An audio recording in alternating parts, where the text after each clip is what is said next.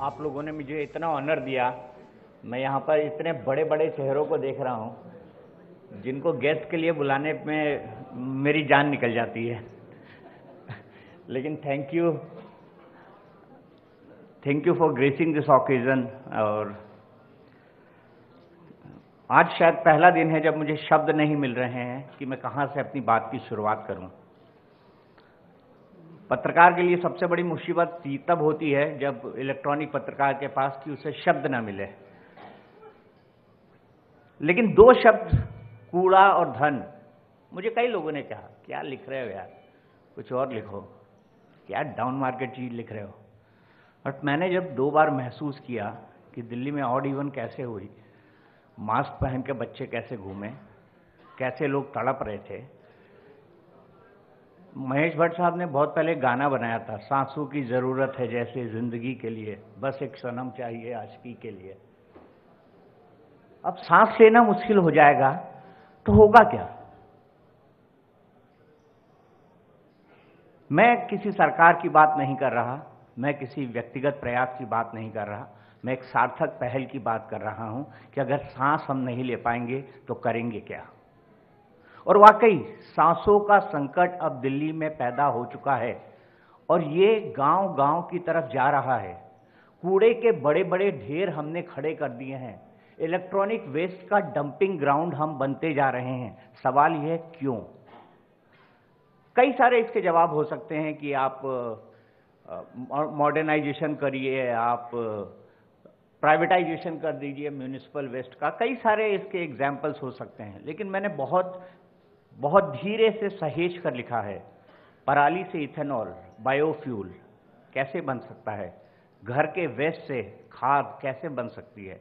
मैं सबसे पहले धन्यवाद दूंगा नितिन जी का, जिनके साथ मैंने इस आइडिया को शेयर किया और उन्होंने मुझे बड़ा इनकरेज किया। उनके घर में मैंने एक सिस्टम देखा कि कैसे वो पत्तियों के साथ ऑर्गेनिक खाद बनाते हैं। तो मैंने धनतेरस के दिन नितिन जी का एक इंटरव्यू किया और वहीं से इसकी शुरुआत हुई। धनतेरस के दिन मैंने कूड़ा मंत्र दिया कि धनतेरस के दिन कूड़े को धन में बदलने, इसका तरकीब जानने के लिए आइए हम बात करते हैं नितिन गडकरी जी से। और 1 घंटे का वो इंटरव्यू चला। हमको एक्सपेक्टेशन नहीं था, लेकिन बड़ी अच्छी टीआरपी आई उसको, तो हम खुश भी हुए। हमको लगा कि इस इंटरव्यू को कौन देखेगा, क्यों देखेगा, किस लिए देखेगा। बहरहाल वहां से शुरुआत हुई और जब एक एक करके रिसर्च करना शुरू किया तो मुझे लगा कि मेरा देश बहुत महान है, क्योंकि यहाँ सब कुछ हो रहा है। यहाँ प्लास्टिक से पेट्रोल बन रहा है, यहाँ प्लास्टिक की सड़कें बनाई जा रही हैं, यहाँ प्लास्टिक से चेन्नई ने एक इंडिविजुअल में इतने बढ़िया प्लांट तैयार किया है जिससे चेन्नई के अंदर सड़कें बनाई गई हैं। ऐसी कई सारी चीजें हैं। मैं बहुत विस्तार में नहीं जाऊंगा। मैं चाहूंगा कि आप इस पुस्तक को पढ़ें और इसकी एक सार्थक पहल को समझने की कोशिश करें। ये पुस्तक नहीं, ये अपने आप में बहुत कुछ कहती है। ये जिंदगी की एक बेसिक नेसेसिटी सांस से जुड़ी हुई है। शायद ऐतिहासिक काल में जिस सिविलाइजेशन की हम बात करते हैं, मोहनजोदड़ो और हड़प्पा, ताई ने मुझे बताया, मैं उनके पास गया था तब उन्होंने बताया। मैंने बोला ताई एक बनाना का जूस होता है, बनाना के तने का, आपको पता है भारत में कौन बेचता है? तो ताई ने बोला नहीं मुझे नहीं पता है। मुझे भी लगा था शायद बाबा रामदेव बेचते होंगे, लेकिन मालूम पड़ा Amazon.com बेचता है और बाकायदा लोग उसको खरीद रहे हैं, एलोवेरा के जूस की तरह खरीद रहे हैं, क्योंकि उसी तरह का फायदा केले के तने से बने रस से होता है और वाकई वो उतना बेहतर होता है, उतना हाइजीनिक होता है। अपनी बात में खत्म करूंगा सिर्फ एक बात पे, अगर हम आज नहीं जागे तो हम अपनी अगली पीढ़ी को क्या देकर जाएंगे, हम अपने बच्चों को क्या देकर जाएंगे, हम उनके बच्चों को क्या देकर जाएंगे। अगर हमने म्यूनिसिपल वेस्ट के इतने बड़े बड़े डंप खड़े किए तो वो कहाँ जाएंगे? गाजीपुर का डंप, अब मैं उसके डिटेल में नहीं जाना चाहता कि उसके साथ क्या क्या संयोग और क्या क्या विचित्र बातें हुई, लेकिन मैं इतना जरूर कहना चाहूंगा कि where there is a will there is a way. एक आइडिया जो बदल दे आपकी दुनिया। और मैंने हमेशा आइडिया पे काम किया है, मैं हमेशा लहरों के विपरीत जाके तैरा हूं और इसीलिए मैंने एक डाउन मार्केट सब्जेक्ट कूड़े को चुना है धन में बदलने के लिए, क्योंकि धन एक ऐसी चीज है जिसे हर कोई संभाल के रखना चाहता है, कूड़ा पड़ोसी के घर फेंकना चाहता है, कि मेरे घर से निकले। मेरे साथ एक महिला बैठी है, अनुपमा जी। मैं सही हूं तो प्लीज आप खड़े होइए। अनुपमा जी एक गृहिणी हैं और अनुपमा जी ने आज तक के मतलब जो प्याज का छिलका होता है वो तक बर्बाद नहीं किया है। इनकी ये बहुत बड़ी सफलता है और ये डोमेस्टिक काम करती हैं। इनका किसी मॉडर्न कॉन्सेप्ट से कोई लेना देना नहीं है, सब ओल्ड कॉन्सेप्ट्स हैं। और ताई बताएंगे कि हमारे जीवन में वो ओल्ड कॉन्सेप्ट कब के हैं। जब वो बचपन में थी तब वो क्या क्या प्रैक्टिस करती थी, उन्होंने एक चैप्टर इस पे लिखा हुआ है।